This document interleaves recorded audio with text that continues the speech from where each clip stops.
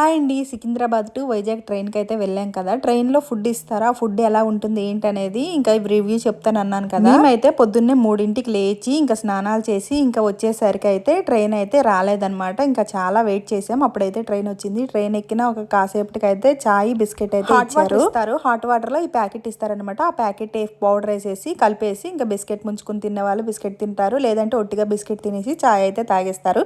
చాయ్ అయితే నార్మల్గా ఉంటుంది అనమాట, పెద్ద టేస్ట్ ఏమి ఉండదు, వేడి నీళ్ళు తాగినట్టే ఉంటుంది. ఇంకా బాగా తీపి తిన్న వాళ్ళకైతే సరిపోదు అనమాట. నాకైతే షుగర్ అయితే సరిపోదు, ఇంకేదో వాళ్ళు ఇస్తారు కాబట్టి తాగేసామన్నమాట. తర్వాత నెక్స్ట్ 7:30 కల్లా టిఫిన్ అయితే ఇచ్చేస్తారు.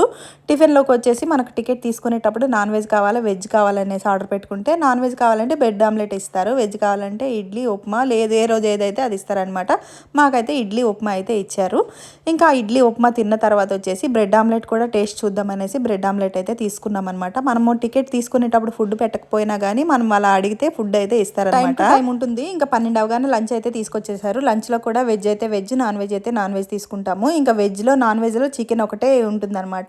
చికెన్ వెజ్లో ఏంటంటే పన్నీర్ కర్రీ, ఇంకా చపాతీ, రైస్, పప్పు, ఇంకా ఫ్రై కూర ఇస్తారు, పెరుగు, పచ్చడి. నాన్ వెజ్లో కూడా సేమ్ ఉంటుంది కానీ పన్నీర్ బదులు చికెన్ అయితే ఇస్తారనమాట. ఫుడ్ విషయానికి వస్తే నార్మల్లో ట్రైన్లో తింటాం కదా, ఆ ఫుడ్ లాగా అస్సలు ఉండదన్నమాట. మనం ఇంట్లో వండుకొని తెచ్చుకున్నట్టే ఉంటుంది. ఫుడ్ గురించి చెప్పాలంటే చాలా అంటే చాలా బాగుంటుంది. ఎవరు కానీ ఇంకా ఇంటి నుండి తెచ్చుకో అవసరం లేదనమాట. మనం ఇంట్లో ఫుడ్ తిన్నట్టే ఉంటుంది. టికెట్ తీసుకున్నప్పుడు బుక్ చేసుకోపోయినా కానీ ఫుడ్ కావాలంటే ట్రైన్ల వాళ్ళకి 180 రూపీస్ 150 రూపీస్ వేస్తే ఫుడ్ అయితే ఇచ్చేస్తారు. సో ఫుడ్ విషయానికి వస్తే చాలా బాగుంది. Bye bye.